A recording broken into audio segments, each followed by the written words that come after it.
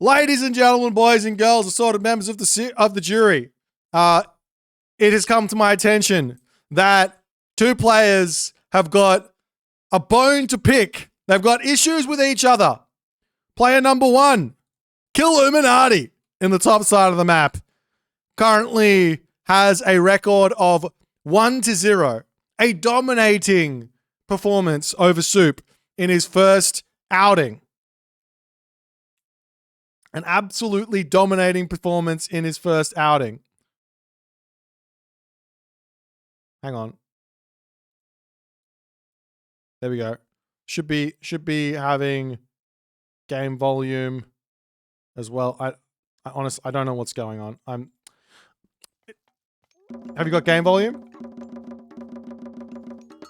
Checking. 1, 2. How about now?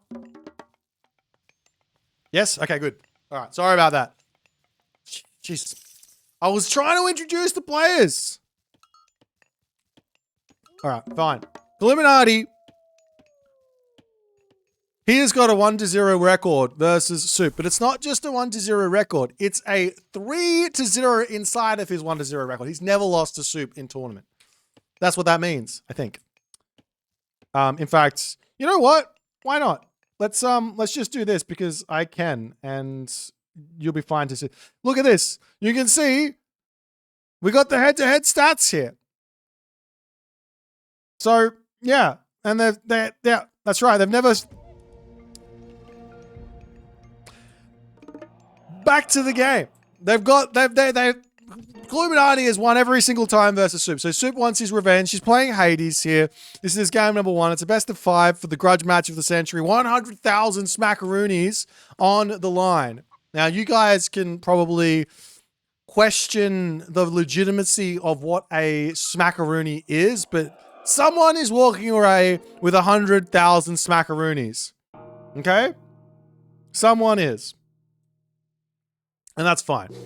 HUSKSUPPE now into the heroic age. No, he's in the classical age. If he was in the heroic age, I would start questioning the legitimacy of his heroic age. As he is now going for a second talent. This is incredibly risky. The Kimichin spy is going to be making his way over here, and Soup also finding himself with some idle town center time as the warrior priest will make its way over here. This can't work.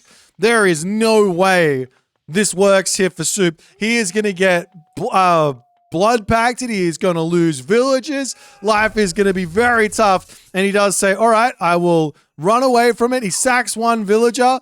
That kind of makes sense. And he's going to bail into the watchtower or the sentry tower here. That's 2 villagers down for the blood pact as the Sensen Totochtin is coming through looking for some nibbles. And well, let's just say that Soup is off to a very, very slow start. His talent center is denied.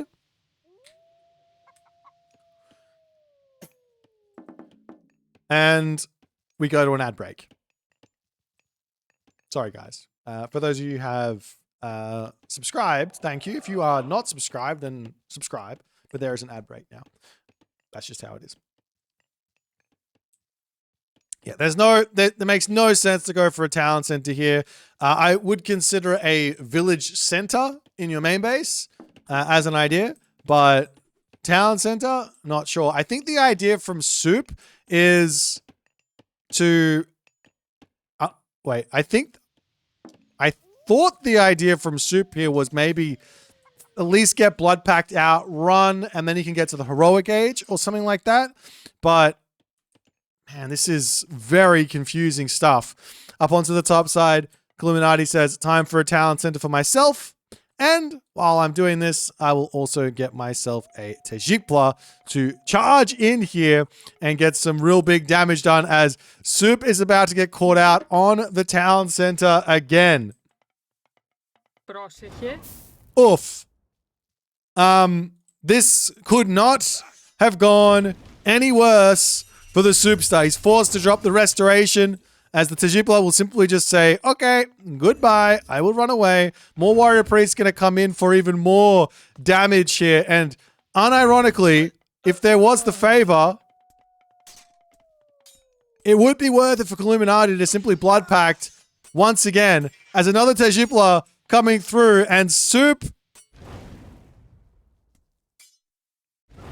well, is going to resign for game number 1 as Kiluminati does win that one.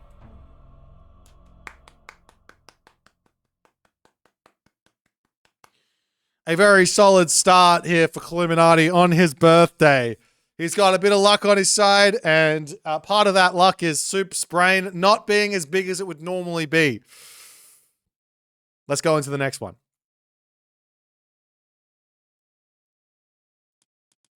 Alrighty, I'm back. Hello. We're not gonna do the how do I put this? We're not gonna be doing the camera, so to speak. It's Elysium for our next one. So our first win there is for the Woods of Potchley in record fashion. And our next one is going to have to be Quetzalcoatl for Soup versus Gaia for Kiluminati.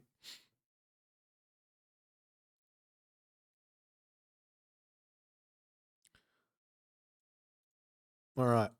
So now that I've got time. Wait, do I have this all set up right? Yeah. Now that I've got time, we can take a look at this, and you can see the win-loss rates here. Kiluminati's tournament results have not been the best in recent memory. He did very, very well in the JJJ, but he's only at a 38.5% win rate, whereas Super's got that 58.3% win rate. Generally, if you're over 50% win rate in tournament, it means you are very, very good at the game. So, yeah, we'll see how this next one's going to go. As I need to put a timer on. And see, this is why I didn't do this.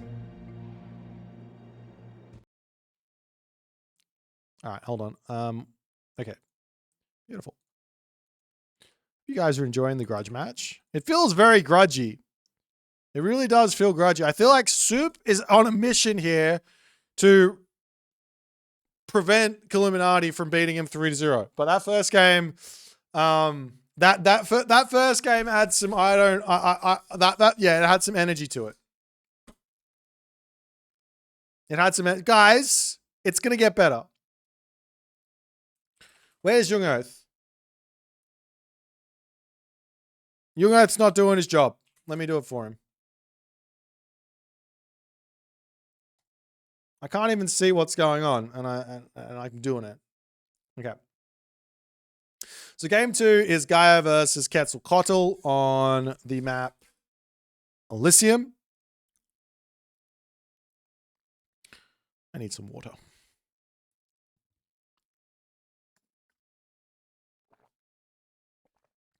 Also, I should say, after this one, after this series, there is going to be 2 more series for today, 2 more casting games, or 2 more events, so to speak.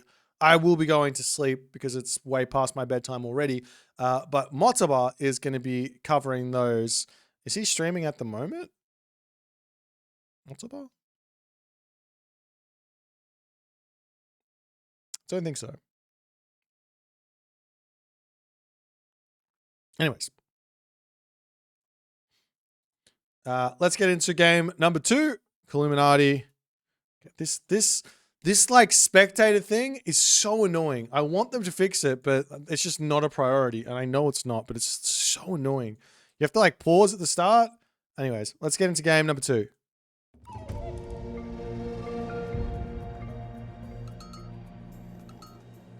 Alrighty, so off we go into game number 2. Kiluminati going to be feeling very, very good about himself, as he did manage to win that first game. In the right-hand corner, Kiluminati is going to be spawning in with Gaia. And in the left-hand corner, it's going to be Soup spawning in with Quetzalcoatl. So yes, another game, another you, another me. Another Soup. See if Soup can survive longer than 5 minutes in this next game. I should say, why is this a grudge match? Well, it's because Soup didn't manage to win any games against Kiluminati. Kiluminati did basically unpack, understand, and fully become one with the Aztecs. He's very quick at it. Very, very, very strong Aztec player right out of the gate. Soup seems to have struggled a little bit to sort of understand where the power points came in these Aztec gods. Normally, he doesn't like to copy other people, and he'll often sort of find his own way. But with the Aztecs, it didn't really seem to happen. He kind of was just floundering around. So we'll see if he's improved on this or not, as he is going straight into his Kalpuli lumber outpost. Following that up, he gets himself that livestock pen, and then he goes into the craft workshop. So he has all 3 Kalpuli. His economy should be stonking, but he is up against Gaia, who is the economic god of Atlanteans, and equally will be very, very strong economically. Tunison is in the chat saying, let's see if Kiluminati knows the Gaia tech. Now, here's the actual thing, Tunison. See, Tunison, he's a top player, but he's very new to the Aztecs as well. The actual thing is, not if Kiluminati knows the Gaia tech, but if Soup knows the anti-Gaia tech. See? That and then there's also the anti-Gaia tech. So there's layers.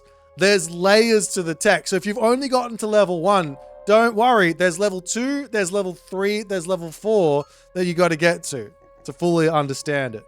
And we'll see if we need to start breaking it down or not, because I don't want to reveal my super secret hidden strats until they start getting revealed, obviously. Anyways, let's see how the game's going to go. I don't have any super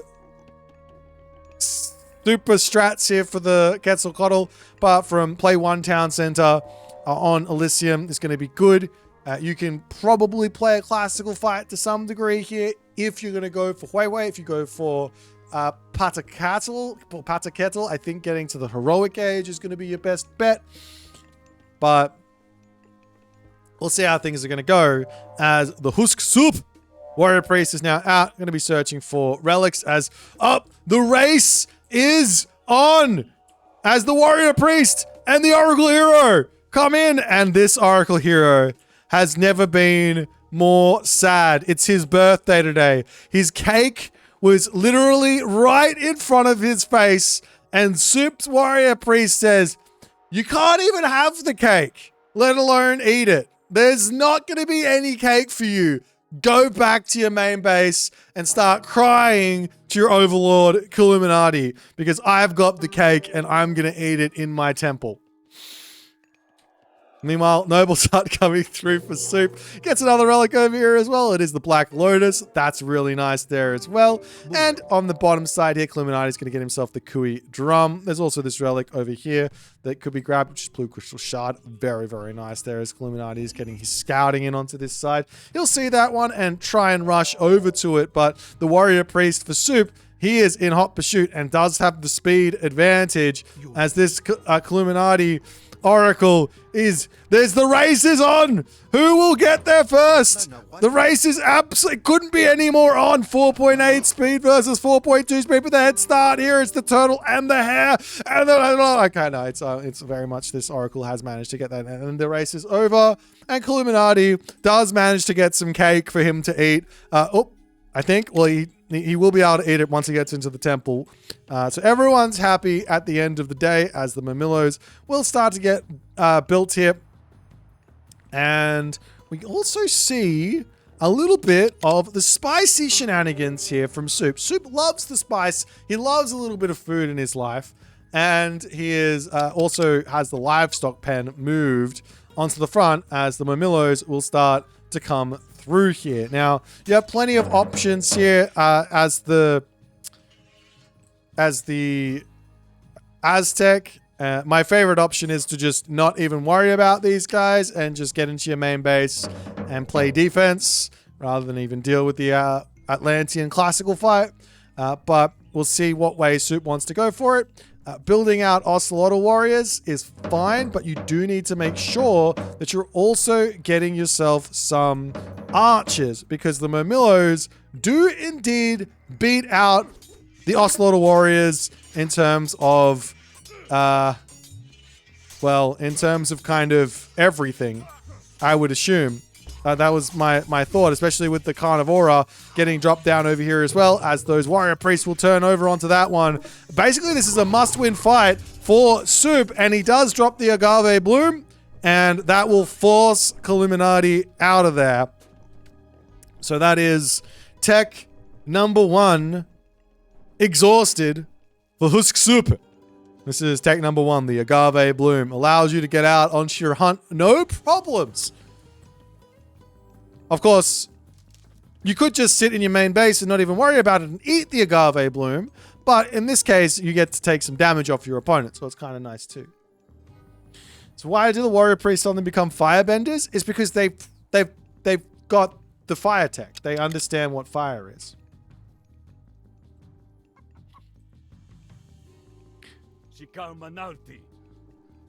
Anyways, Ocelotl warrior is going to be charging in here as the Caladria on the back, healing everyone up. He's also on top of the Gaia Lush as little bits of micro come through from Kiluminati. Gets himself the medium upgrades mid-fight as the warrior priest getting in underneath the Caladria, trying to shoot those fireballs in, but not able to do so. And it's looking like Soup is going to be absolutely dominating these fights. I couldn't have been any more wrong about it. I would never have considered building Ocelotl warriors versus Murmillos, but apparently I'm stupid and Soup is big brain, as now the bite of the shark is going to be coming through as well. That being said, Caraballister are always an option here for the Gaia if need be.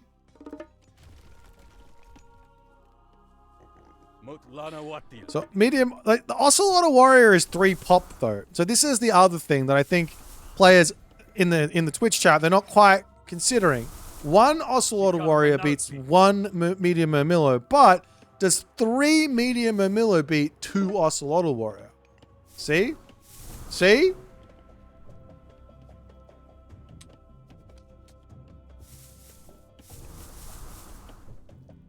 Anyways, over onto this side, the Imaging Spy will get dominated, and the game goes on.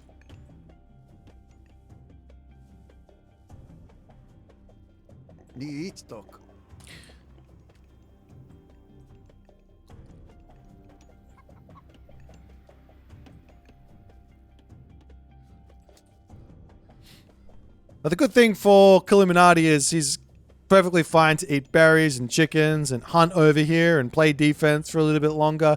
He's fallen a little bit behind the 8 ball and given over Tonali to Soup. And once Soup gets this technology, Okpatli infusions, life does get a little bit tricky for the Murmillo user.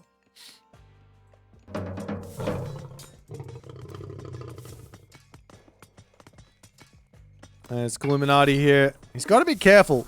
Those Ocelotl warriors, they don't do a huge amount of damage when they jump in, but once they start attacking, they do. They're going to pick off 2 medium Murmillo, 1 medium Murmillo, as Kiluminati will pull back into his main base. He's continuing to just pump out these bad boys. His town center actually not really building the villages for the moment. A little bit of idle time there, not ideal. He's trying to get in and pick villages off. Good control from Soup to keep everything alive and well.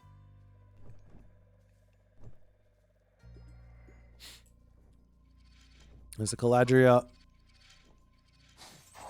Continue their healing ways. The citizens for Kiluminati decide to make the great migration into the center of the map.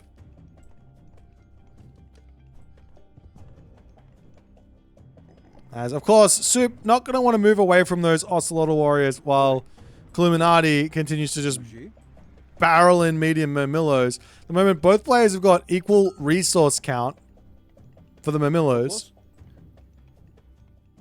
which I think favors the Ocelotl warriors. If it's equal, I think it favors the Ocelotl warriors. If it's population at total, like if it's Actually, maybe the population is equal too. How much do these guys cost? 70 and 60? What is that? 130? What are you guys? 85? No. I'm like nearly 100% sure the Murmillos win in equal population. Nearly. I could be wrong. I've been wrong before. I don't have a dog in the fight, but I'm pretty sure Murmillos win the population fight.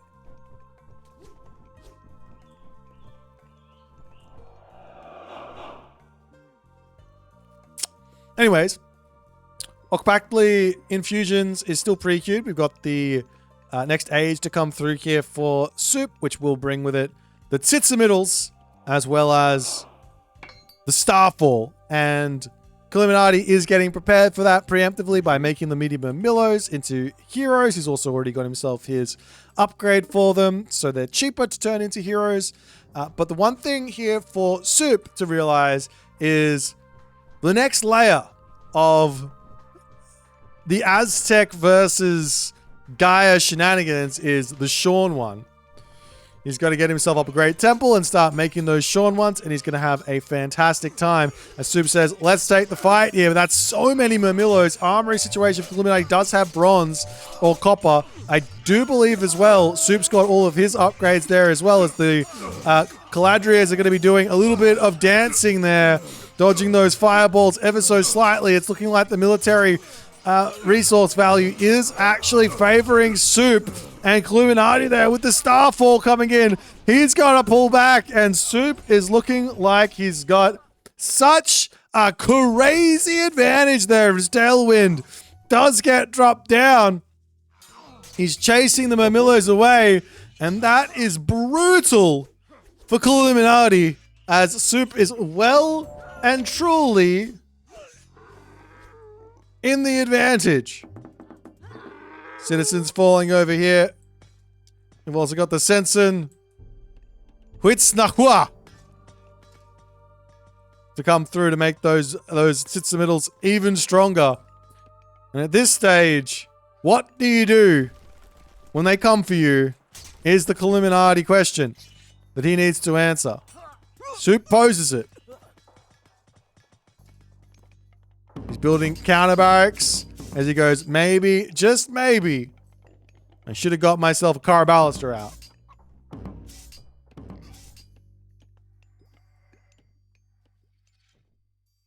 Or 3. Anyways. The Murmillos will decide, you know what, let's go for a raid. If all the units come and attack me, I can go and attack you. As this mana will be coming up. Little cheeky walls over onto this other side, but as soon as the mana dies, the Ocelot Warriors dive in here. 2 citizens falling as the rest are going to be pulling out of here. Kiluminati does not like resigning, but sometimes you just got to do it.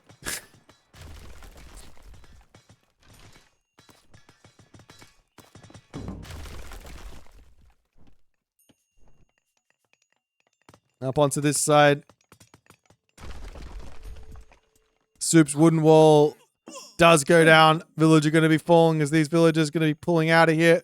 Up onto the top side. Soup here has to pull his own villagers. He's got to retreat with his Ocelot Warriors to get up here and deal with all those Murmillos.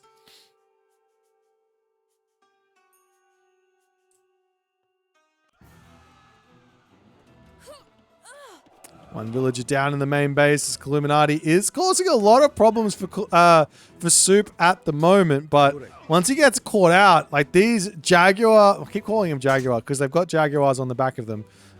These Ocelot Warriors are just going to be able to chase them down with their little jumpy jumps, right?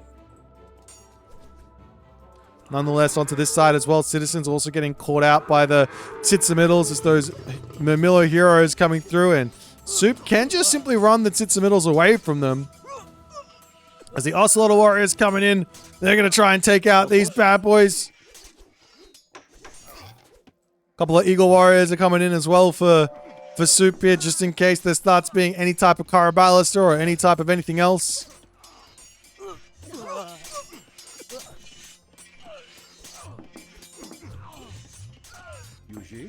This Illuminati has 1 Caraballister in.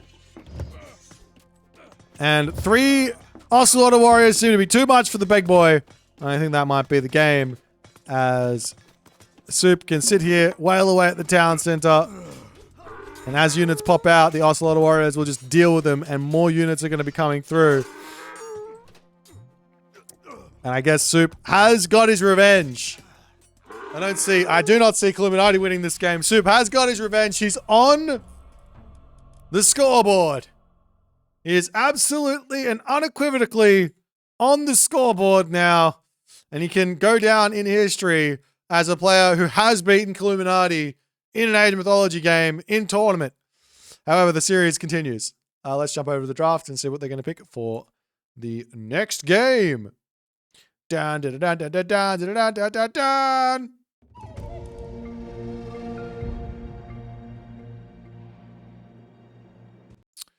Alrighty, so it's going to be a bum on step. So we've got ourselves Elysium is the map that was just played on, as the guy did not win, but the Aztecs have been proving to be very, very strong. God Picker is going to be on the way momentarily, I hope. And Young Oath is going to be doing the predictions, right? Did he do it? Did he do it? He didn't do it. He's too slow. Kiluminati did not win. Soup won. All right.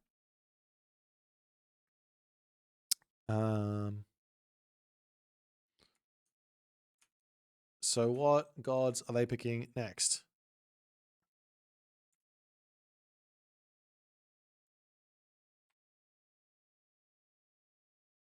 Or have they already picked the gods? Or am I crazy? Nope, they haven't picked the gods. Okay, well, we sit here and we just wait. Cost per pop is almost the same between Murmillos and Ocelot. HP per pop for Ocelot, just don't know anything about. All right, screw it. Let's go. Let's just do it. I don't care. These guys are taking their time. I'm gonna take my time. We can all learn together. You're like, why not? Why not do it together? So it's gonna be 3 Murmillo versus 2 Ocelotl warriors. Okay. I will show you it when it's ready. When it's good and ready. It was Quetzalcoatl versus Gaia. I'm going to give them those upgrades and those upgrades. All right.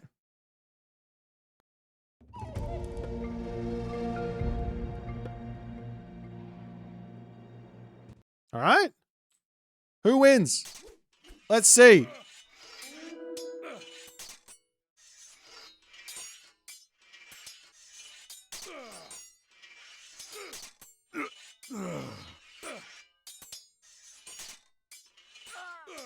I rest my case.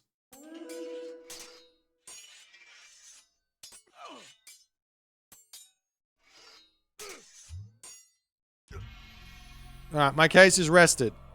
I don't need to rest it any longer. The editor could not be any more clear.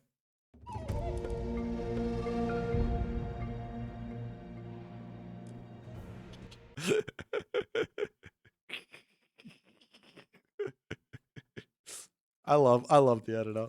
I love it. What's the top 5 AOM player right now? Very tough to say. Very tough to say. I think anyone can win on any day, to be honest. We're going to be seeing a Odin versus Set affair.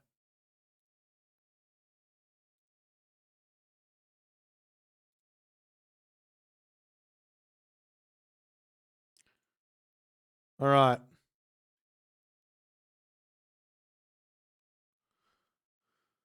You guys want to know my top 5? All right. So top 5, Mister is number 1.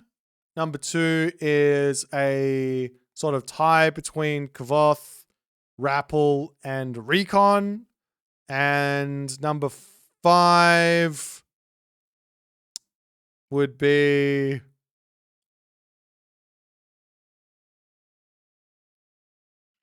Who's number 5?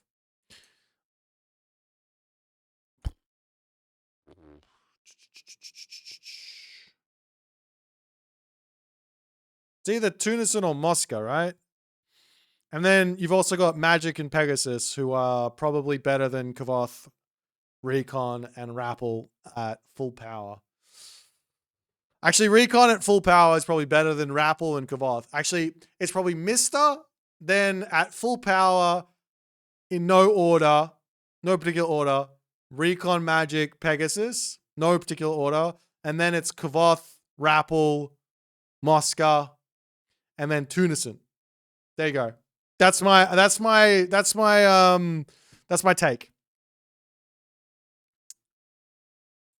my take.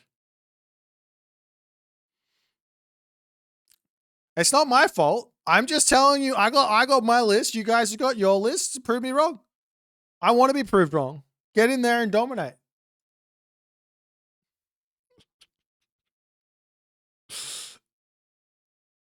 You guys proved me wrong. It's not about, this is just opinion pieces here. Have you guys ever watched basketball? You know that guy who just knows nothing about basketball, but he like talks a lot of shit? What's his name? I can't remember. What's his name? What's his name? Come on, guys.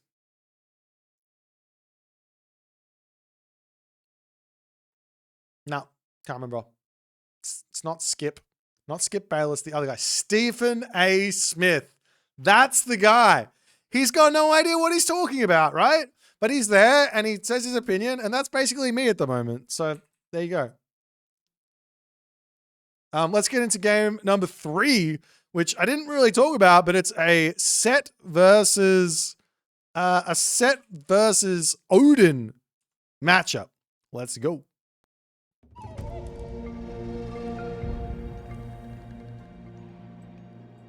Alrighty, game number 3. We've gotten past the Aztecs portion of the show match. Now the real match begins. A match of wits, of intellect, and of brain power. 3 different ways to say exactly the same thing. In the right-hand corner of the map, playing as Odin, it is HUSKSUPPE. And in the left-hand corner of the map, playing as Set, it is Kiluminati. On the map, Step. Step into the map, Step. All right, so Kiluminati is one of the highest rated set players on the ladder. Doesn't necessarily mean he's the best set player, but he's got arguably the most experience playing set out of probably anyone, I think, at the moment. He's got many games with set. On the flip side, Soup probably has the best anti-set I've ever seen with Odin.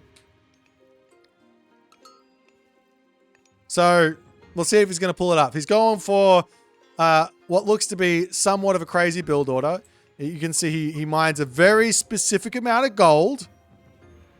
And then he pulls his villagers off of gold and puts dwarves over there. And then he builds another dwarf, and then he advances. The Madman. Relics, we've got Zhurang for walls. We've got, in the middle of the map, we've got Bone Shards of Mictlan, which gives some favor upon 2 favor for dead myth units. Holy moly. Imagine this relic with Leto. You've got, you buy an automaton for like 6 favor, you get 2 favor back. Crazy. I get +6 line of sight at the top there for the Pelt of Argus, and then finally on the bottom here, got Cathara of Hollow for +10%. I'm very interested to see exactly what the plan is for Soup. He's not going for a crazy rush at the moment, which is a little strange. He's got the weirdest house I've ever seen built ever. Like, this, to me, doesn't make a huge amount of sense. Can he at least build a wall from it? I think he can, so at least he's got that going for him. But wait, he's Soup is doing the Soup stuff. Kiluminati probably feels like he's getting rushed because he did the vision and he saw the temple going down really fast, and Soup says, no, you guessed wrong. I'm not going for the rush. I'm going for the early Hursa for a crazy amount of early favor, and I'm going to advance really late. So there's two things. The hardest part about playing Soup is working out whether or not he is advancing at 3 minutes or he is advancing at 6 minutes. And in this one, it's going to be closer to that 6 minute mark. It's actually not that late, but look at this. He's already got himself out. 3 Hursa. He's got all the relics on the map. Well, I think he's got all the relics. He's got one of them. I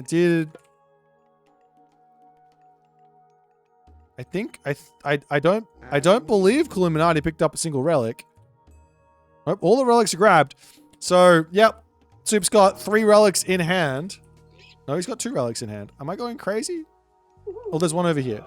There's one over here still.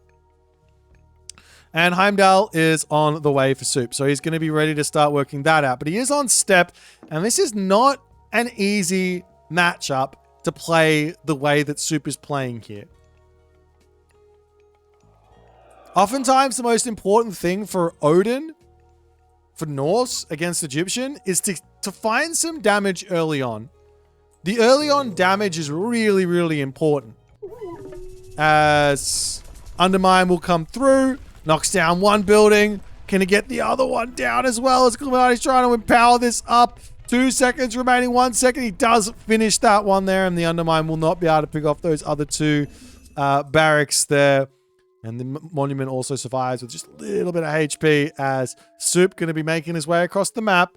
And what is coming from Kiluminati? You can see he's got no resources here. So this is a perfect opportunity to get some damage done. But the main base for Soup is about to get attacked by Anubites for some really big damage. Because the Townsend does not care. I mean, the Anubites do not care about the Townsend. The Hursa actually getting brought back home now as Soup has made a devastating decision to move those forward, and he is just in a world of pain now. Villagers going to be bouncing back and forth, trying to get themselves into good positions. The Hursa now out to start smacking away. This low HP villager will get targeted down there as Plague of Serpents does get dropped. This is a good thing for Soup. 5 villagers, and you one-hit a snake, and you get, look at this favor just going absolutely berserk here.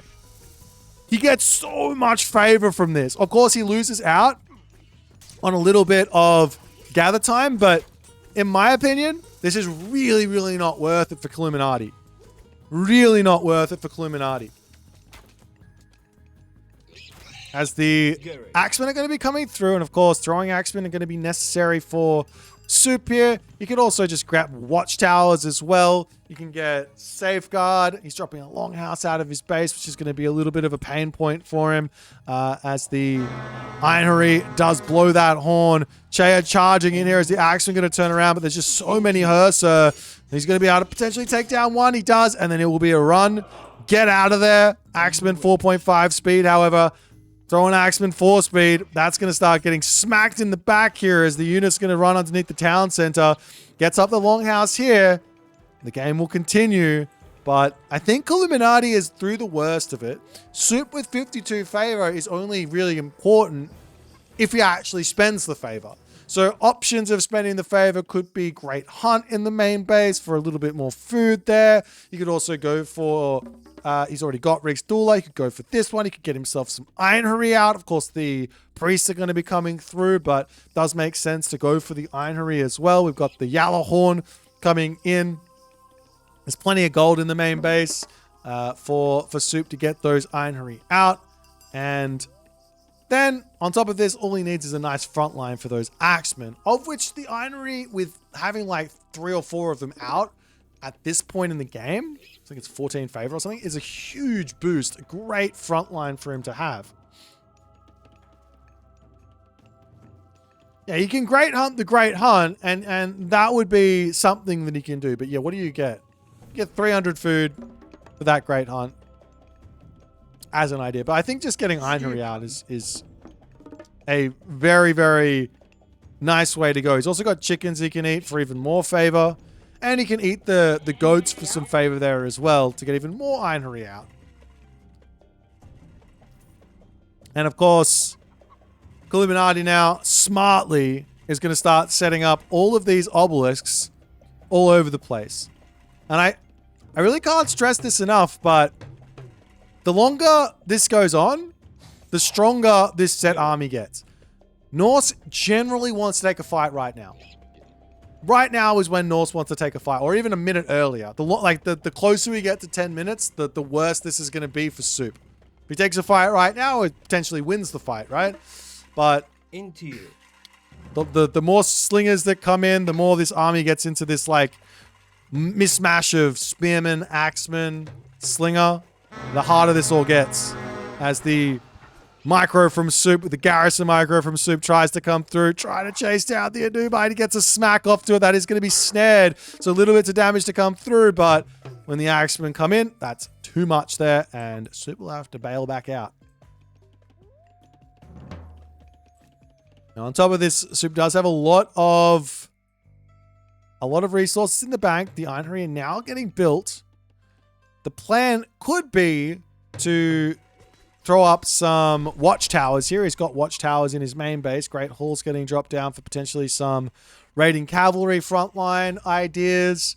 He's got to deal with the slingers somehow, but to be honest, I think if he controls it well, so it might be enough to break through the slingers with the ironry, maybe. Nonetheless, Soup pulls back. Watchtowers onto the bottom side as another Great Hall coming down. And I like this from Soup. Really nice distraction action here. And it's just outside the obelisk range as the walls are going to be coming down slowly. Little bits of damage from Kiluminati's slingers there as Soup is forced back into his main base. The wall's coming up. This has been spotted. This tower over here is on the way. He needs walls plus towers though, as all the Hursts are going to dive into this one watchtower to get a little bit of actual damage in. He has to take a fight now, forced into it. There's too many Hursts there as the ironry will start blowing their horns to get in onto this position, and Kiluminati will be popping back out. The Hursts can dive onto those slingers though. He's got to drop them out of the tower and get working here. But Kiluminati is just taking down unit after unit. The military difference is absolutely gigantic as the shoot and scoot attempting to be happening here. Just leaving that amount of Hurster here to not fight has been brutal. It's now the slingers are on top of the throw and axemen, and the army for Soup is falling. He's going to attempt to get this tower up as well. But again, at this point now, it's not even going to matter because there's just so many units.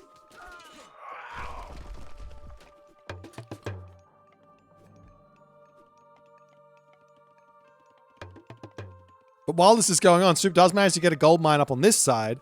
So that's nice. Little bits of survivability for just the tiniest little bit of time here. The tiniest little bit of time. But these watchtowers will be going down quickly after all is said and done. And Soup is going to try and rotate up to the top of the map now with his own watchtowers there. He's got Hunt. Villagers over here are going to pull back. And the kind of ring around a rosy-esque Norse struggle to survive begins.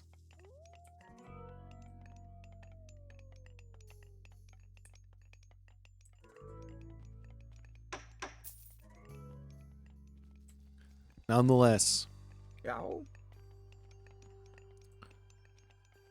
Soup moving up onto this position and got the double watchtowers through. Slinger's doing slinger damage. Hurster raiding cavalry coming up to the top. And the units are in place, so these throw an axemen and the watchtowers should be enough to hold on to this position, and Soup will be able to actually build somewhat of an army here. But the thing is, Kiluminati doesn't need to win the game now. He can pull back, he can go Heroic Age, he can then drop a Midgard, he can go Mythic Age, and then he can click Tornado and make Soup's life very, very tough here. But the positive for Soup is he is in front on villagers ever so slightly. which will allow him to catch up on military count and all the other good stuff. In fact, he's going for a town center behind this. This is kind of wild. Is there enough here? Is there enough oomph for Soup to actually manage to make this a thing? This is very, very greedy, but I feel like Soup thinks he needs to do this in order to have a chance in this game. He pulls off everyone except for that one throw and axeman because he knows he needs to be in here to defend, but the towers have scared Kiluminati off. Both of these towers doing about 16 pierce damage per second. When you think about it, the throwing axeman deals like 12 or 13 damage per second to like infantry units or whatever. So these guys are basically worth 6 population, I guess. Or sorry, 4 population each. No, 3 population each. Maybe 4 population each worth of actual damage, DPS. Of course, they survive for ages, so it's a different story. Town center is up for Kiluminati as well, so there's not... I mean, the advantage is the fact that Riggstula is in. So Riggstula boosts the villager train time and things like that. So the villager differential is going to go further and further in the advantage for Soup here as the Anubites diving in, running back. We do see raiding cavalry over here getting sent packing, and Soup is obviously going to be doing Soup things on top of the deer in the middle of the map. Got to be careful where that's concerned. Can't defend it. Losing villages isn't an option. Maybe just building farms or something could be something you could consider doing. But now 165 pop of 190. But it's 177 pop. Plus there is access to a undermine. And potentially there is an army win here. A fight win here for Soup to really turn this game on its head as the army charges forward here. The Ironry all blowing their horn in one swift movement is not how you want to use those Ironry, one after the other. This one does manage to keep its horn there as the units are going to be coming through. There goes the Heroic Age as an Ancestors will come through. There's only 2 HUSKSUPPE here. He's got to pull those back onto this backline, but he's ravaging this backline of units. Does he have enough stuff? The answer seems to be a resounding no, as the minions taking everything out, the Scorpion men taking everything out there as well. Great control from Kiluminati up onto the back there as Soup will pull back into his main base. He's now dropped down to 2.4k military resource value. He's stuck in the Classical Age versus Heroic Age Kiluminati, and life is very, very tricky moving forward. The myth units are out. A couple of HUSKSUPPE come in to try and deal with these bad boys, but myth units are going to be a problem. Kiluminati knows he doesn't need to rush this one. He can drop a 3rd town center if he wants to. Over on the bottom, he's got all the hunt in the world. He's got siege towers to come through and erase these watchtowers and break through this position and be in a good spot. We'll see what he can manage to do. And there's still that villager advantage for Soup though, but when you're behind on military resource count and tech, it doesn't really end up mattering that much that your income's slightly in front. One option here from Soup could be to go, because there's no axeman here, could be to go for a massive villager Ragnarok here. He's got access to the undermine. The gold mines are all out in the middle, and mass winning a fight here with, say, 190 pop of unit, even if you drop down to 40 villages or 30 villages, right? If you beat the army, rush through and kill off all the gold, you just win the game. So there is that angle for Soup, but clicking that button is very risky. Of course, not clicking the button is probably equally risky. Like, trying to catch up here is tough. That being said, he can rotate down to the bottom on this gold mine here, even though all these units are pushing through over here. He's also got the gold mine in the middle that he can go onto. He's getting up through Skadi soon. We've got that Horus pre-queued. There is still no Migdol stronghold down for Kiluminati just yet.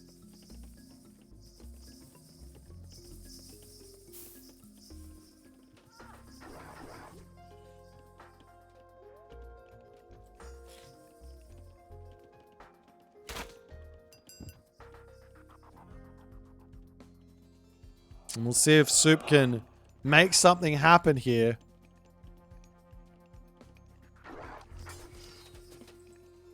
It's the Anubites diving forward. Raiding cavalry swinging around up onto the top side, looking to take out the laborers.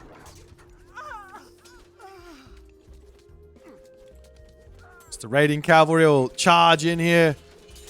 It's not really all the units in for Soup, though. Like, he's got half of his units over here. Half of his... Well, those are villagers, but he needs more stuff on this side. Potentially a frost or something. He's got equal military difference. There's still no Midgard up for Kiluminati. I know he's thinking about the Mythic Age. He's got the resources for it, but no Midgard means no Mythic Age. This is a nice assistance for Soup to stay alive for a little bit longer in this game. There's the frost onto the villagers onto the back here. Kind of brutal. There's a lot of lost resources there for the frost. As now the army to charge forward. He does have himself the HUSKSUPPE to come out of the hill fort. No axemen on this side, so those berserks are going to be doing some huge damage. Heavy infantry and heavy cavalry yet to come through.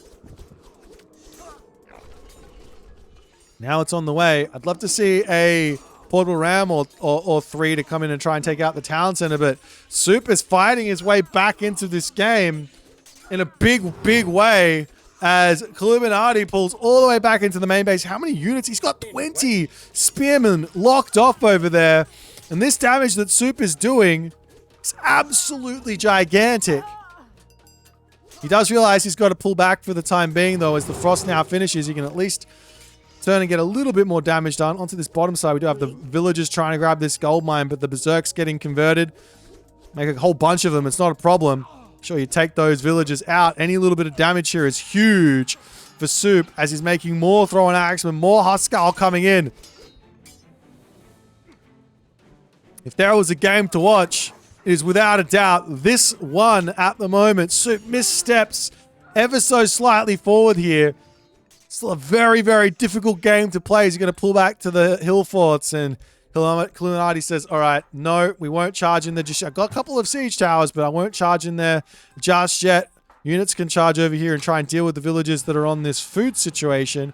As the berserks, they've got speed, 5.3 speed. They can go into the main base, get those raids in there, and keep going as buildings are going to be falling. Siege towers getting taken out. Villagers pulled off of this gold mine up onto the top. We do have the Raven checking things out, making sure that Kiluminati's not up to no good there. We take a quick look at the military infrastructure for Soup. He's got a lot of Great Hall. He's got longhouses, but he doesn't have enough longhouses for the throwing axemen. That's what he really needs. Taking this fight right now is not really what he wants to be doing. Yes, there is a hill fort, but there's just too much stuff here as the units splitting off to try and take out villages. Frost Giants are going to be coming through, and there's no priests in at the moment for Kiluminati, so these should help somewhat here. They're not the most amazing of units by themselves, but once you get a bunch of them at an army, they can be really helpful. But Soup's army just melts here yet again as the hill forts will end up falling behind this. You can see the Soup's actually on 3 town centers now as well. Look at the villager differential. If Soup beats this army, I don't believe the Kiluminati can just rebuild it. So Soup's got to be very quick about this. He needs gold. He's still got this gold mine over here. Pull these villagers onto that gold mine. He's got this gold mine over here. It's not fully defended, but Kiluminati has to break the town center to get down there. He can also jump onto this gold mine with these villagers, and he can re-macro up an army, and he can be in a good spot.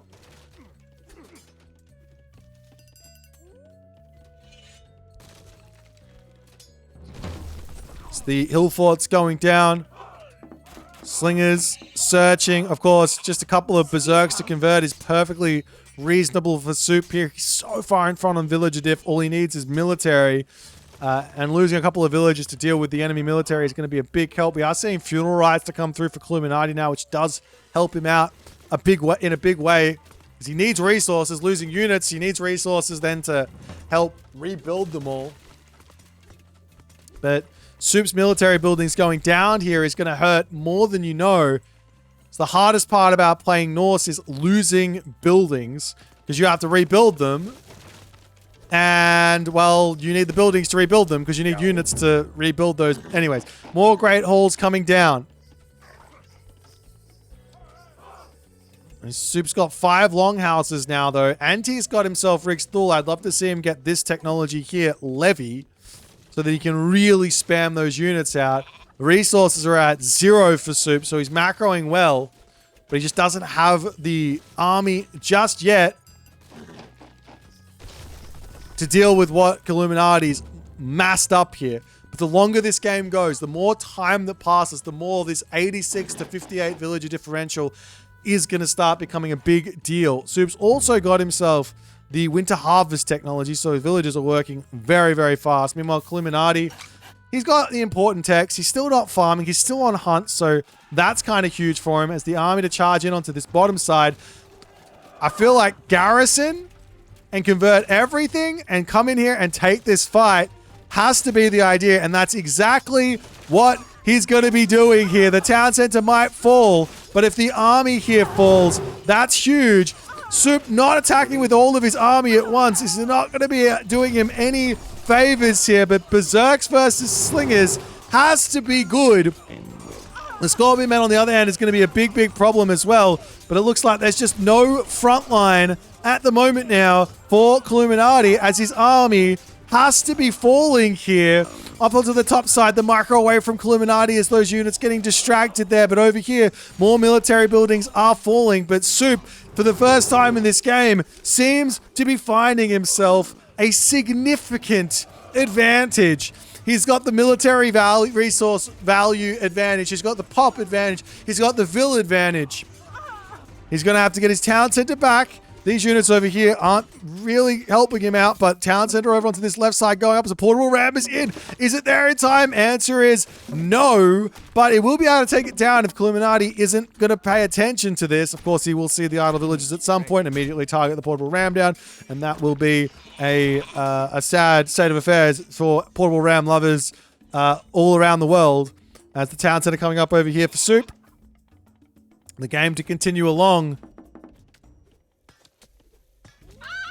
And we'll see if Kiluminati can bring this one back. It's been all Kiluminati for the entirety of this game, but Soup has been scrambling, and he does manage to scramble back into this one. Frost Giant going to go down. Portal Ram's going to go down. How's the infrastructure looking? Soup, 4 Great Halls, 3 Longhouses, 4 Hill Forts. If I'm Soup right now, I'm thinking, let's go Mythic Age, let's get infrastructure down, and let's get a trade route going, and let's just do everything we possibly can to like put ourselves in a better position. I probably wouldn't go Baldur, but Baldur is another option for Fire Giants. He's got all the favor in the world for a bunch of Fire Giants, and that can be a huge help to deal with this type of an army. As Kiluminati pulls back, more Rams coming through. I mean, he's a ways away from getting to the Mythic Age. It's the gold situation. A little bit on the slow side.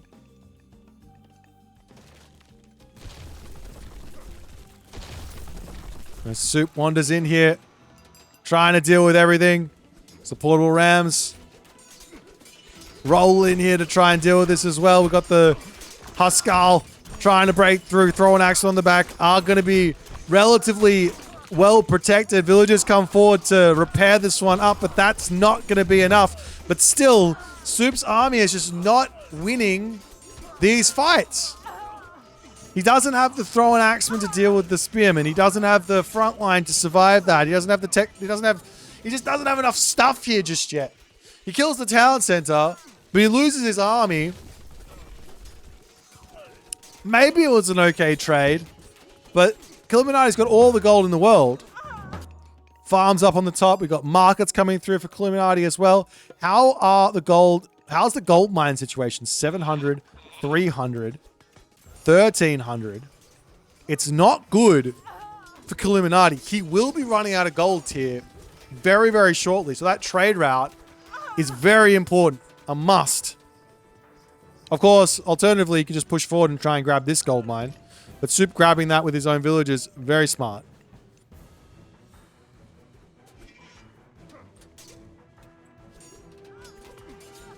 Soup continues to take these fights with minimal... Like, I mean, he's sort of got equal military resource value and he's sort of winning, but he continues to take the fights. He's got so many resources. Both players are sort of macroing poorly. To put it any other way, they're macroing poorly. They've got to get that gold down. They've got to get that food down.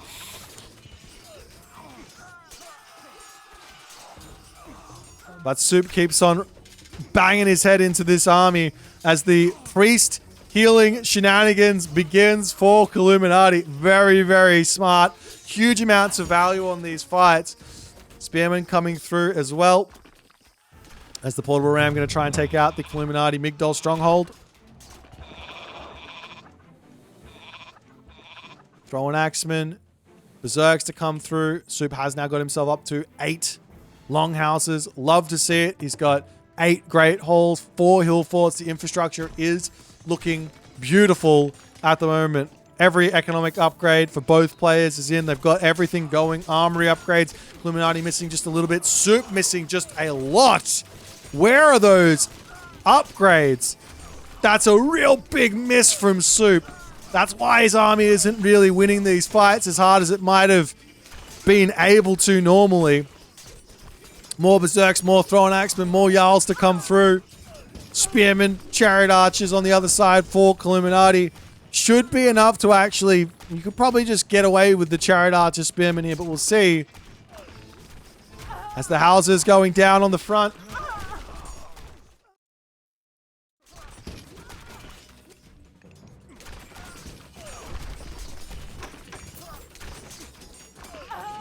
Markets for Soup on the bottom side as well, so he can start his own trade route. Portal Ram's going to continue to try and break through that Midgard. But Kiluminati is slowly but surely losing the economic war in this game. He's got no gold remaining. He's got 3.5k. He's got an army, or he's got a queue of units coming out, but so too does Soup. That being said, Soup's numbers do seemingly start to look like they're fading ever so slightly as Kiluminati will pull back. Kiluminati's market situation. He's got 4 markets spamming donkey caravans here as the portal ram into the main base trying to take this one down. Probably not going to happen as Soup will need to pull back. There's still this gold mine here. 1,100 gold is well worth going to grab. But I guess... I mean, when you think about it, Illuminati's just got 55 villagers on wood. Never mind. He's got 1,000 wood in the bank. So we should probably take villagers off of wood and just come up to this gold mine and start grabbing that one. As Soup pops over here, he's going to take the town center. Armory upgrades for Soup still non-existent. Who needs armory upgrades? But another town center is huge. Helps him with his villager situation, but more importantly, that's preventing Kiluminati from having an amazing trade route. He could sell food if he wants to. He's making the ox caravans.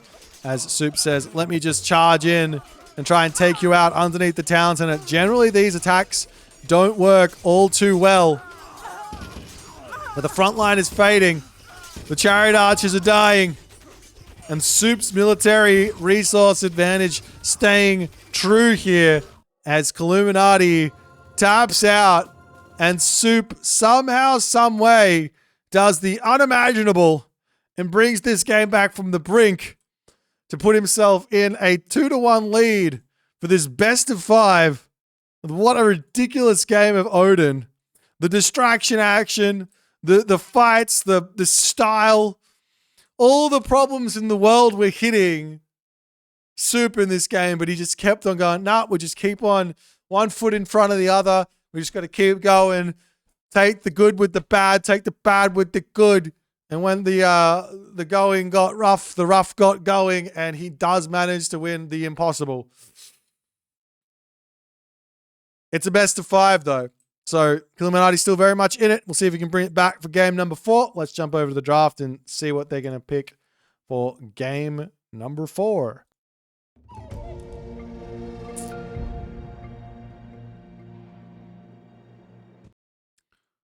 Alrighty, it is going to be the map Giza. Everyone's favorite map. Everyone's favorite Giza map. And it's going to be a Thor versus Fushi.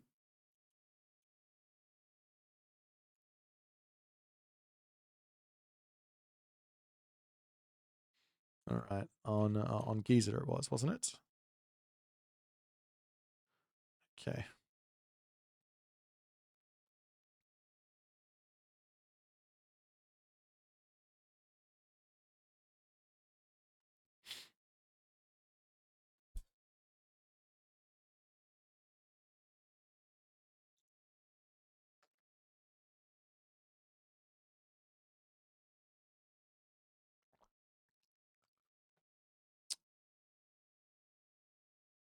That was a fun game.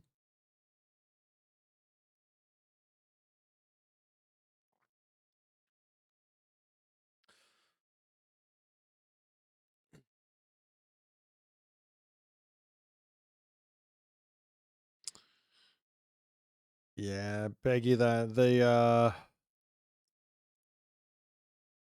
exploiters, not good. Let's just say that much. Not good. That's a lot of points there, Mr. Kavoth. What are you going to do with them? What are you going to buy yourself?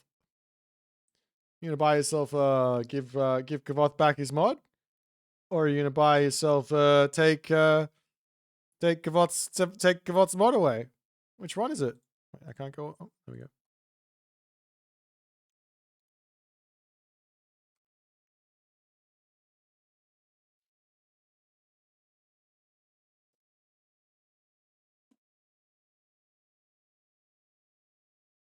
Well, this has been fun. Age of Mythology is so good. You know, guys, one thing that I've learned about RTS over the years is that this game's really good. That's one thing that I've learned.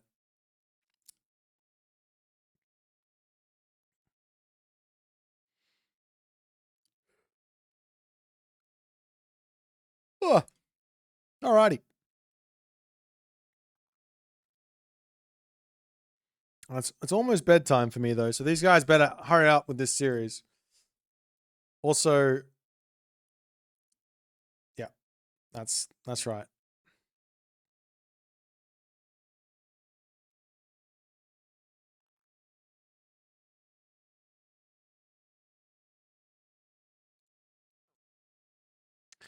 All right, let's go into the next game, into game number 4. What time to be alive? We click here, we click here, we click here.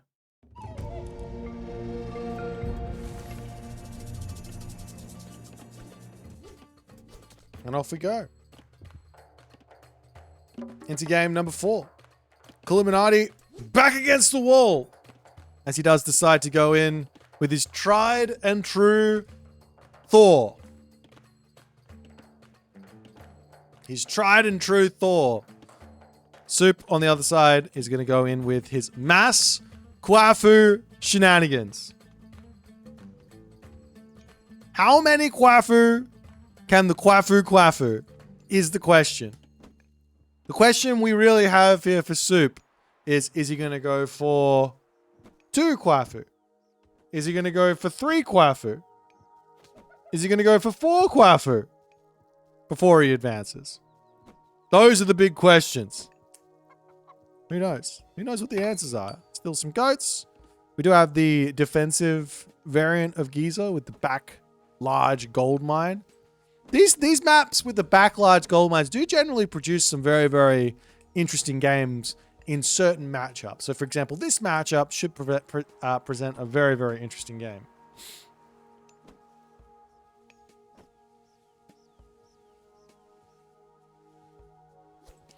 Yeah, it's 12:43 in the AM at the moment, so it's definitely past my bedtime.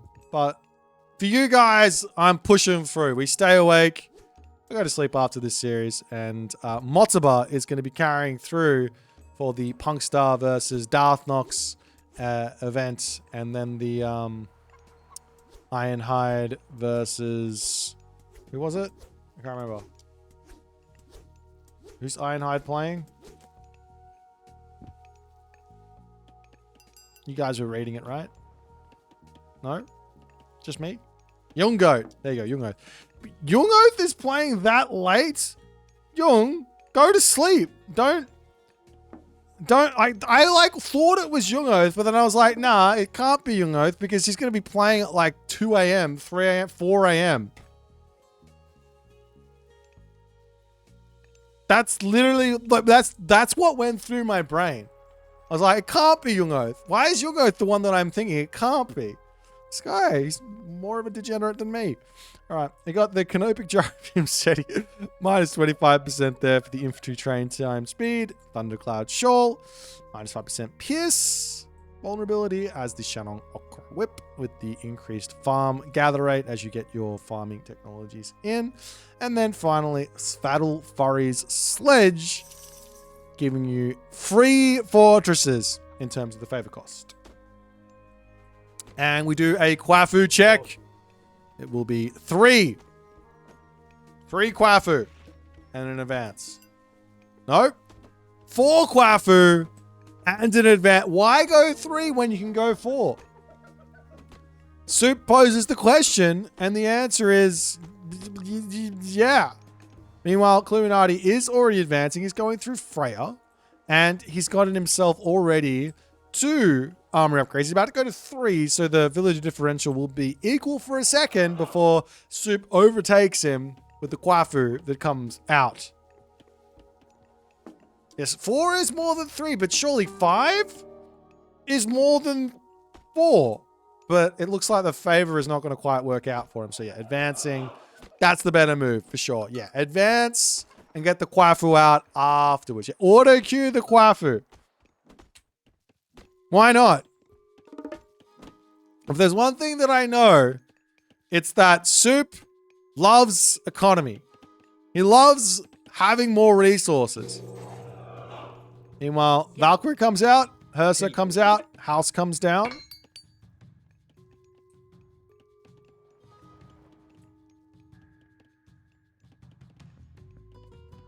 And Kiluminati is going to be looking for early game pressure here.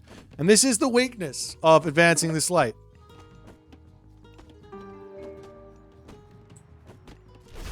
This is the weakness. As the villagers pulling off, he will turn around, throw some stones, some big boulders, a couple of boulders in the back of the head there as Kiluminati is going to be ready to put a lot of pressure onto Soup. Soup moving up onto the top side. Silo next to the Peach Blossom Spring so he can actually, like, protect that one is always good.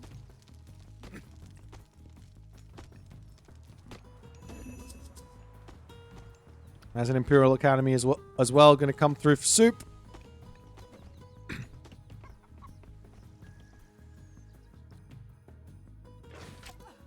And Soup sees the opportunity to get some damage onto the Valkyrie. And Kiluminati will simply just have to pull that one back. Keeping it alive is perfect. You can always get another Valkyrie out and then re-heal it. But it's going to be out of commission for a little bit now. That's a big win for Soup as he needs to start throwing up his military buildings, defending his base from any sort of raids. It's very, very open here. But the simple solution is to wall off like this. Maybe put another house or 2 here. Wall off here. Wall to the bottom. And over here as well. Wall to the bottom there. And then he can lock off the front as well a little later. And obviously, wherever you want to put buildings down as well. And you're good to go. But at the moment, Soup is trying to maximize his favor spread, which I don't think I like here. Against Norse, against Aztecs as well, against any of the raiding civs. Any of the early game ratings, Poseidon as well, any of the early game rating civs as China, your favored land doesn't matter. What matters is keeping your villages alive.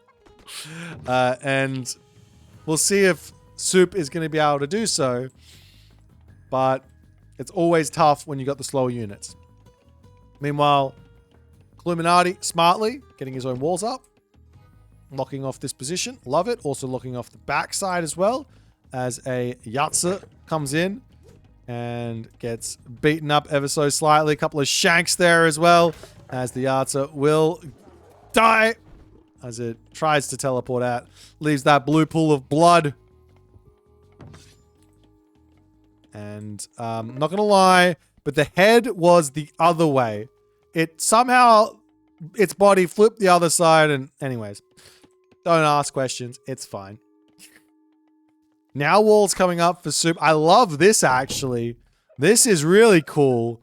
Locking this position off. A wall over here. Beautiful defensive building placement from Soup. You can really learn a thing or two from these two players with how they lock off their base. I didn't even imagine that that option there from Soup. Really, really smart.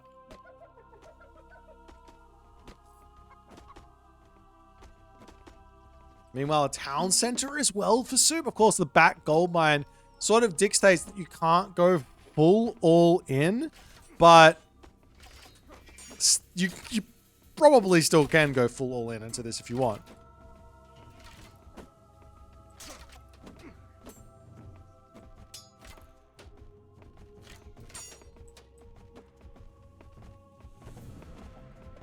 So the Hursa does end up going down. Sky Lanterns coming through. Up onto the front here. Kiluminati has to be thinking about doing the same thing. He scouted the town center. The other option could be for Kiluminati to go absolutely insane here. And by absolutely insane, I mean you could go one town center, heroic age, and try and just break through the Soup base. But that's, like I said, kind of insane. So he drops the town center. He's going to be chasing a little bit behind on economy, but to be honest, it's perfectly fine here for Thor to do that because he's going to be able to catch up on the economy with his armory upgrades.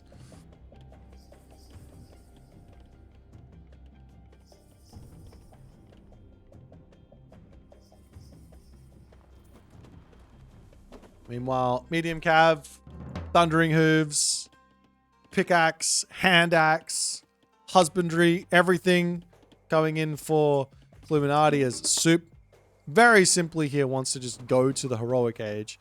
He's got nearly the resource. He sees the raiding cavalry coming through as this peasant is like, run! Okay, I'm dead.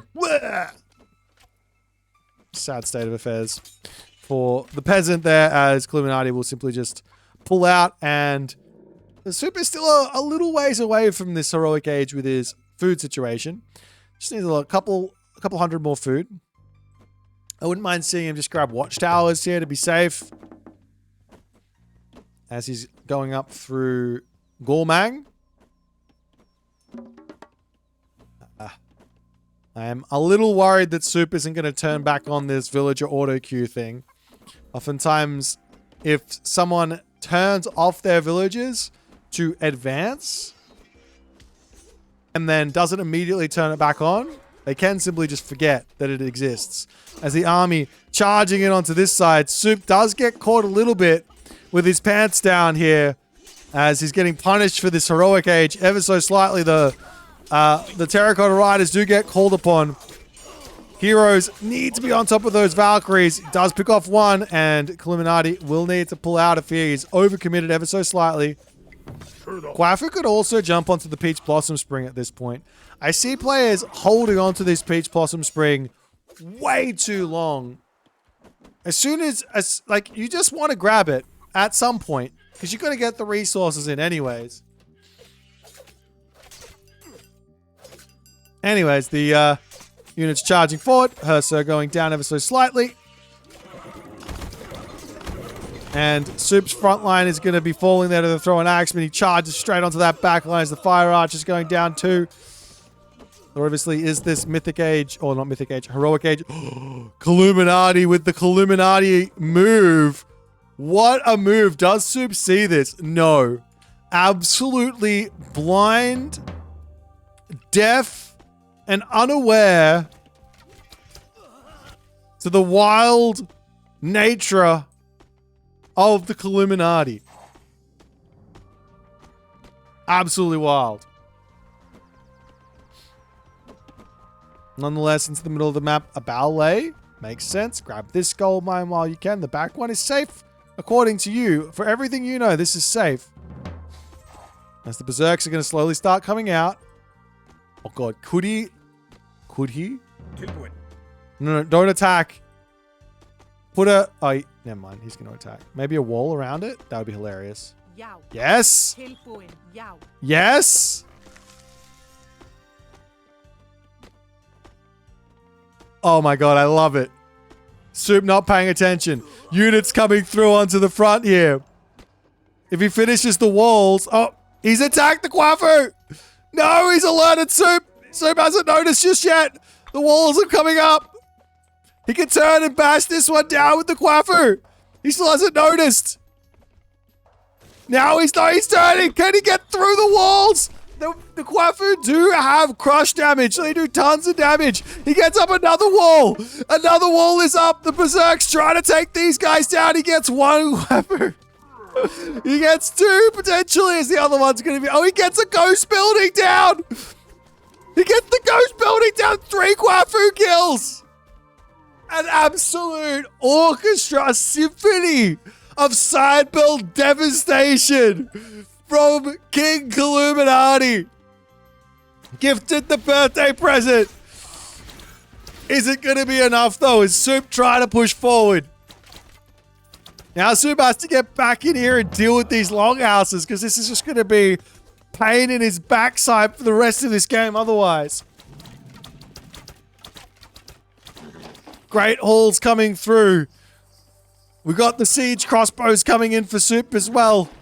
So he's trying to make something happen. Into this side, though, the village is trying to get involved in the game, but he pulls onto the front through the wooden gate. He can also come back behind it and actually heal up these siege crossbows too.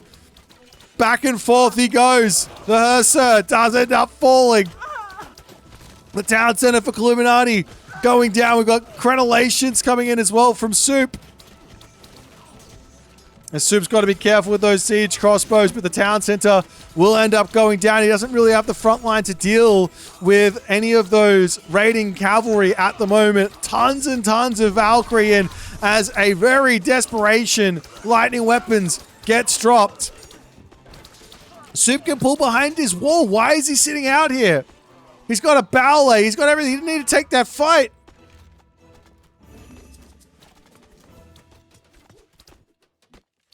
But he can't even push in there anyways because of the forest protection. So he has to say, no worries, I'll run.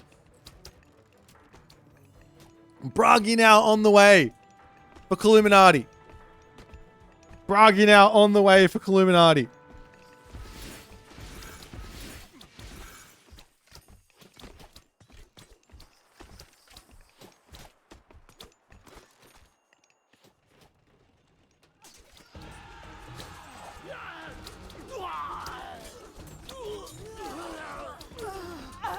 Now the Tawu taking a look up onto this top side, going for a little bit of a barrel roll into all of those, throwing axemen as they do get sent in onto this position here.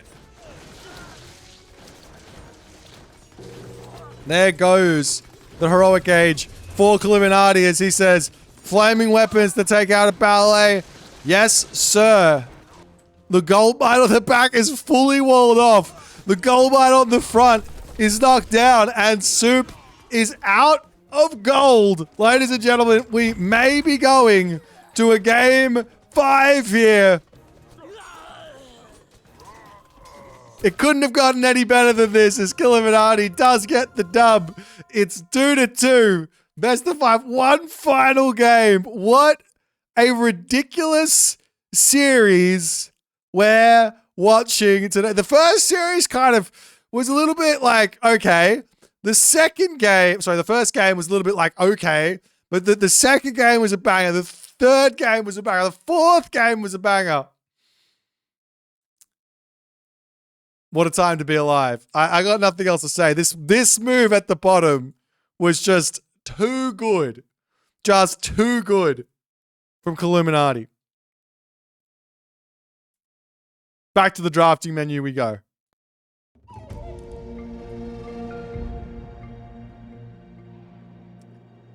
Well, well, well. One last game. On the map, Midgard. There's 2 god picks here for Kiluminati. He's got Isis and he's got Tsukiyomi. Soup, he's got Uranus and he's got Kronos.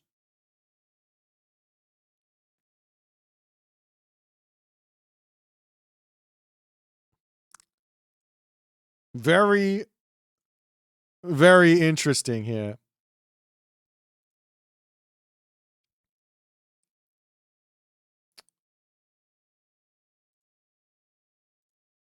And it's going to be an Isis versus Kronos matchup for game number 5. The spiciness. Is Soup going to go full crazy mode?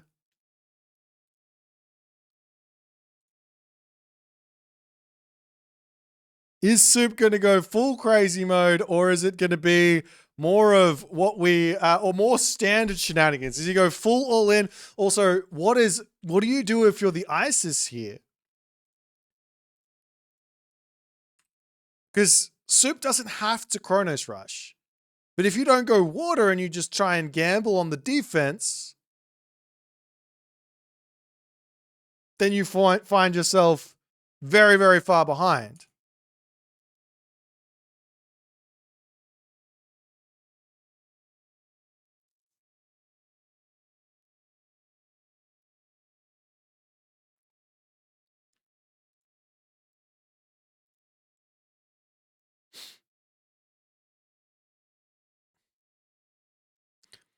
All right.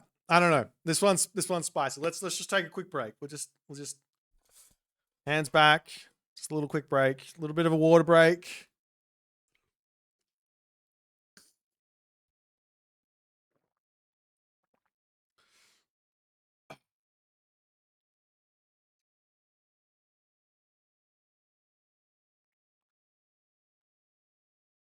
Okay. If I'm Soup, what would I be thinking? We go for the Chronos Rush. It's just good regardless. We could go for a fake dock play, which is kind of like a 330 advance with 1 dock and 2 fish. Leto seems like a great idea here for Soup rather than Prometheus, just on the fact that if he's going to go for that Chronos Rush versus Isis, the automatons survive longer underneath the town center.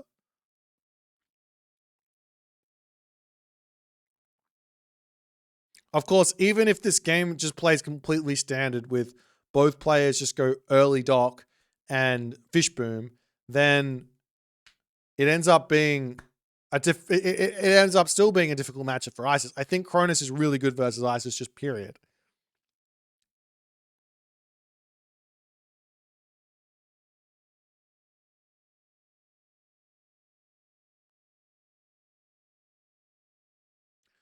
Uh-oh. I hit the wrong button. Oh, my game is stuck on refreshing game list. Okay. Give me a hot second, guys, while I fix this up. Can we make this a best of 69? We could. I don't want this night to end. I don't want this night to end. Okay. They are off to the races. They are off to the races, and we've got ourselves just a little bit of a hangout time to go ahead.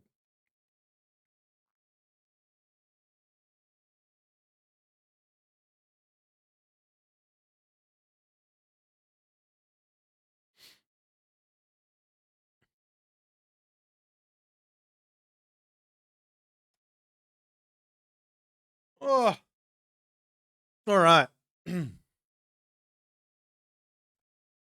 Best of 6-7. Is that still a thing? I've heard that it's not a thing anymore. That's what I've heard. Am I wrong?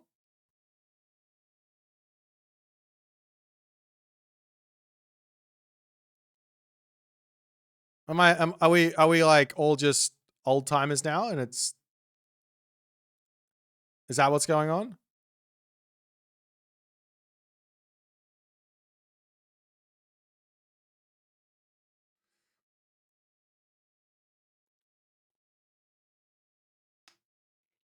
It's very cringe now.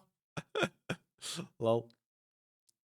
Yeah, I'm definitely an unk. I don't mind. I'll claim it. I don't mind being OG song. That's fine. Not a problem. We're all unks at this point. The only person who's not an unk is basically Grass, and he's still 12, so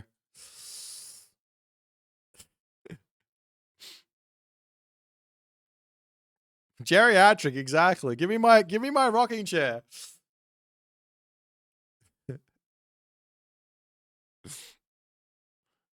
Alrighty. One final game. One final game for Eternal Glory. 10,000 smackaroon, 100,000 smackaroonies. Actually, $50 from SatFat, I believe. Huge donations. Let's jump into it and see what these guys are gonna do.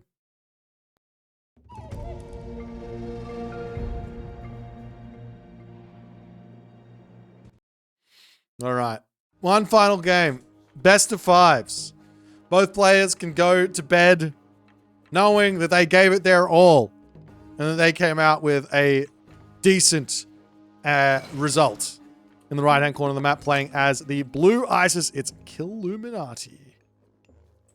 In the left-hand corner of the map, playing as the red HUSKSUPPE. No, the red Kronos is HUSKSUPPE, and he does actually drop the dock. So we aren't going to be seeing the crazy Kronos rush.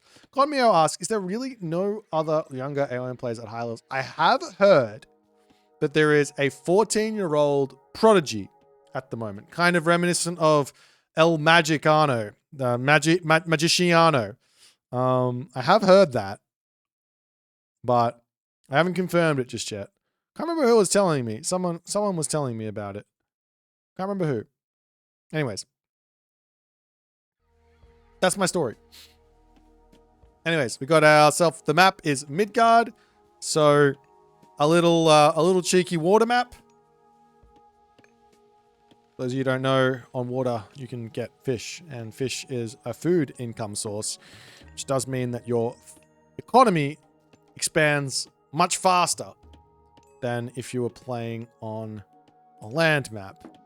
So that's why players build fishing ships. Anyways, Illuminati here. Seems like he has been, he sees the dock, he puts an obelisk down, kind of knows what's coming for him. He spots it, and he can spam out the fishing ships. He was playing somewhat around this. And here's the thing, at any moment inside of the build order, if you want, you can basically bail on your plan. So there's a 2 fishing ship fast advance from ISIS here that I think is a perfectly reasonable way to open versus the Kronos. And then you just rush your priest up and you do what Illuminati's done here. You just drop an obelisk down and you see what your opponent's doing. And from there, you can make your judgment about what to do. And he does see the temple coming up now for Soup. But this could be also a fake from Soup where he's not actually advancing, he's just putting the temple down. And still going for more of a dock spam. So you have to make somewhat of a guesstimation here as the temple is coming up. It is it? Ooh, I don't know. It looks like it is impossible to hit that one there with that monument. So nice building placement from Kiluminati. Other thing you might want to consider is more houses up. Maybe house, wall off to the side. Could be in a good spot there. But nonetheless, he is trying his best now to get to the next age. He pulls everyone off of gold, everyone off of... still a couple on wood to keep getting himself the fishing ships, but everyone onto food for his advance time. It's very much behind the 8 ball as Soup has done a minimum amount of fishing ships. Now back to the fishing ship spam. I love this play. Max amount of pressure onto your opponent, while also increasing your economy here.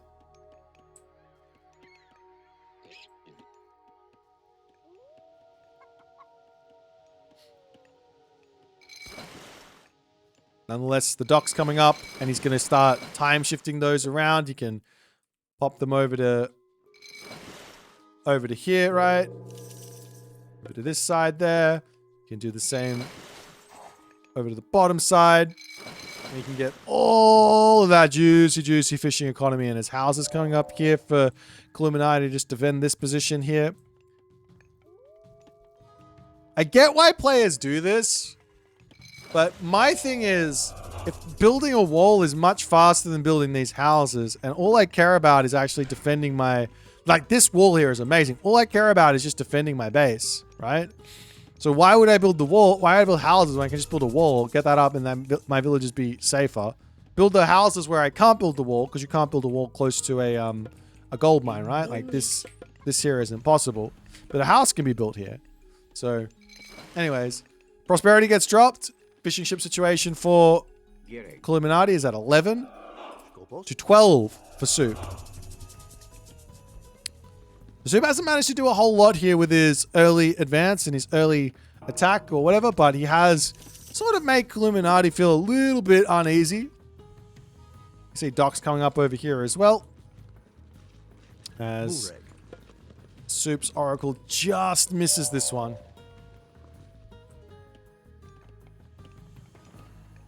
Fire ships also going to be on the way here for the Supinator. He can actually take out that villager there as well if he's quick enough with the fire ship. That's exactly what he's going to do. Gets nice and close. Yep, that fire ship does damage. And that's a dead villager. Huge find there for Soup early on. Soup also finds Pandora's box, which is going to be nice. Main base has got itself the military barracks up, and the game continues along. He's going to be going up to the heroic age soon as well. I guess that's going to be a similar thing for Kiluminati. He's going to start working towards his first scene. Yes, fish and chips. That's right. Fish and chips. Fishing ships and fish and chips. Can you tell which one's which? Let's play a game. Which one am I saying? Fishing ships. Which one was it? The one that gets food, or the one that you get at the one with the... No. Nice valor there from Soup to get the defense in as the Miller hero does come through. That's going to be sending those Anubites packing as the Plague of Serpents gets dropped down. And Soup will say, no worries, I'll pick these ones off. That's fine. It's a little bit of an annoyance, but in the end of the day, it doesn't really do all too much. As the Caraballister will be needed to deal with these spearman raids. The villagers will pull off of the wood line. What is this citizen doing? No. Oh, never mind. He will just... I was about to say he'll just walk away, but he is confused about his life choices, as one spearman goes down for a hero citizen is well worth it for Kiluminati, as he does manage to strike back here. You got the war barge out as well for some nice defense against the Barim, but the fire ship is in, and Soup will use his speed advantage to get away from that. And citizens into the main base still under attack here. Mamilo comes through, and Kiluminati will bail out on that position. And there comes the Hyperion for Soup.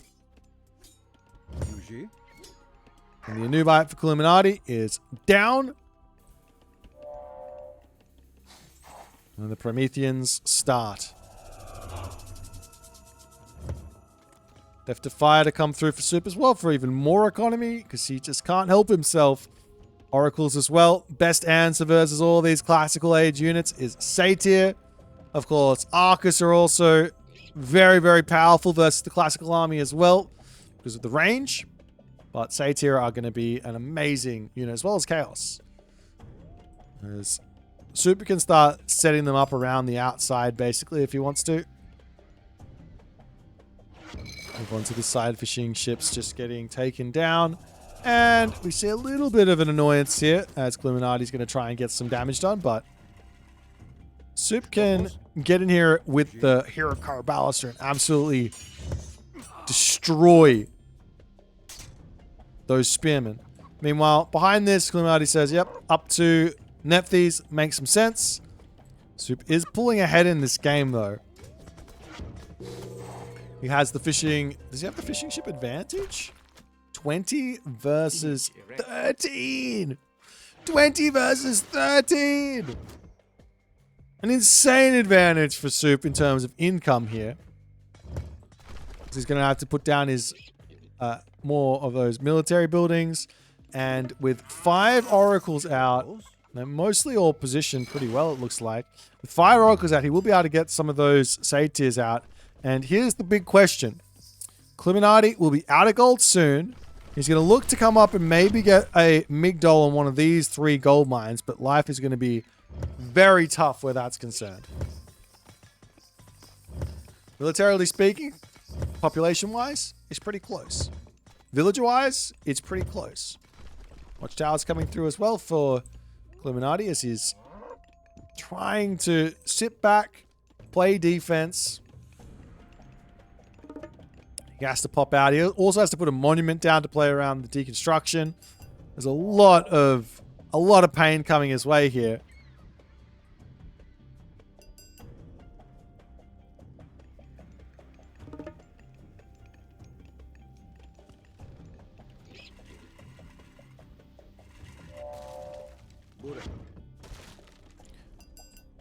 It's the archer ships falling and Soup now ready to do some sort of push. Realistically, all he needs actually is his oracles on top of both of these spots in the center. Because he's got now map control, he can definitely consider just going, yeah, let's just get another 3 oracles out to place right in the middle of the map for line of sight. Generally speaking, when you've got the map control, you should take line of sight as well. That's very important. But nonetheless, the army of Kiluminati ready to start moving out here. Of course, there is going to be that chaos if he wants, and that's exactly what he's going to be dropping down. Picking up all of these units, potentially also the Scorpion Men after all is said and done there as well. Brutal chaos, but that does give a little bit of an option here for Kiluminati to get out of his base. As he has moved over here, a market coming up for Kiluminati. Selling food makes sense. And that's exactly what he's going to do.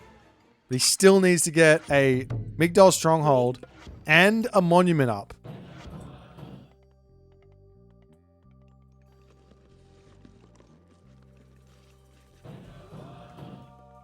So there's the monument to the villages. That's going to protect his Midgard from deconstruction. He's going to have a Midgard up. And there is going to be a palace for Soup to come through as Soup says, all right, let's wander over here. Too little, too late on the Midgard stronghold, but does he have the units to break this down? Because there's really not a whole lot here from Kiluminati.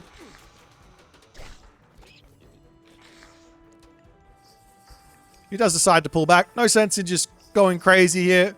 Such a crazy economic advantage for Soup. Look at the food. 2,200. The gold. 800 there. Don't tell me Soup has got 22 fishing ships. I need to know this. He literally has 28 fishing ships. Literally. This guy, he is a madman. A market coming through for Soup. And there's Helios in for Soup as well. There's a little bit of a raid up onto the top. Already Helios. I'm surprised he doesn't go Atlas here, because it just erases the entirety of this army. Of course, there is the monument, and Kiluminati will just never leave that position, but I guess on the other hand, with map control, build a couple more priests, and you make Centimanus. And now we don't need to worry about a monument to protection, or monument protection for a deconstruction, because you can just take the Midgard out with those Centimanus.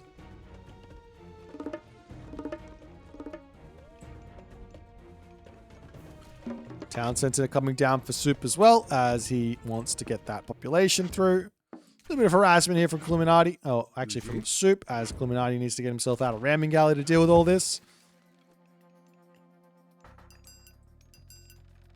You see upgrades to come. There's still so much. There's so much economy for Soup. Like, just Town center coming up over here. Hero village is getting converted.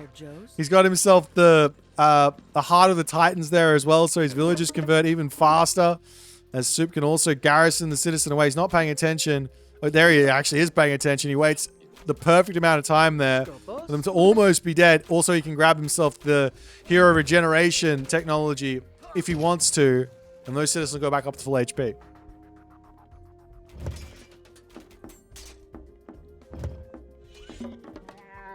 Camel Riders going down in the center. I want to see Centimanus here without question. I don't see them not being good here.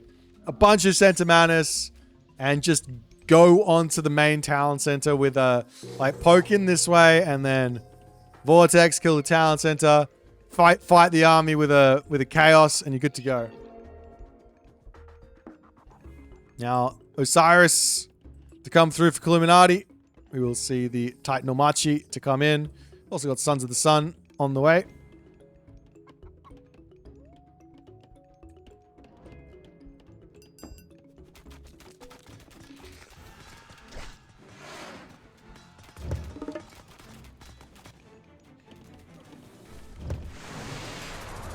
So there goes the Vortex, and Soup says, yeah.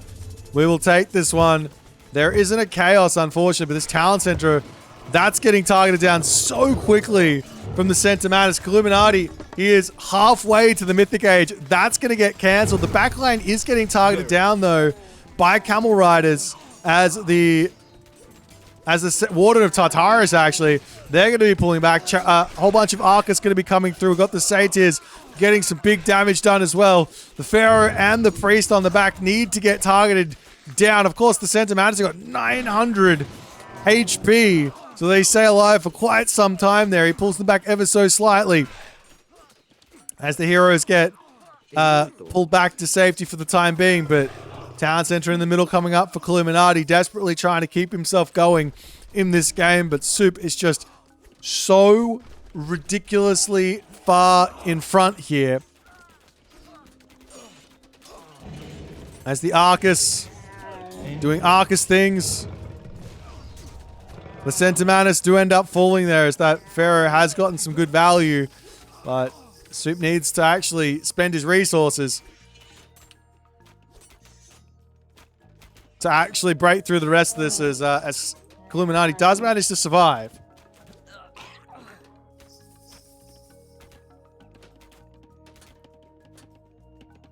Meanwhile, a bunch of units in queue. Onto the other side, we've got Champion Infantry, Quarry, Bowsaw, Destroyers, Catapulties, Town Center coming through for Kiluminati.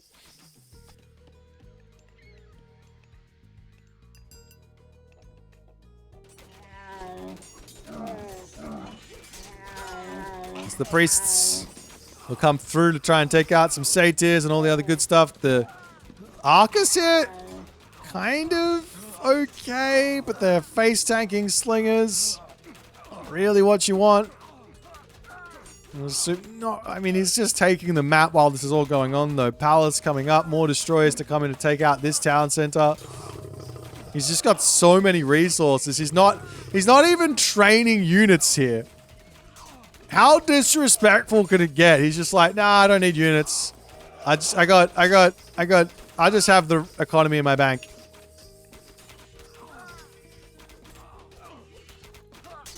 Axeman keeping himself. He's double the score at 18 minutes into the game with 41k. Are you kidding me? He has 5 town centers. 5. Four. Huh? Never mind. He's got 4 town centers. I thought he was on 5. Wouldn't be surprised to see him just walk in and grab this one next. A valiant effort from Kiluminati, but I'm not sure anybody can pull this one back. Again, Osiris is pre-queued. Axeman coming through to try and deal with the infantry. And the hero citizen count is at 37. Oof.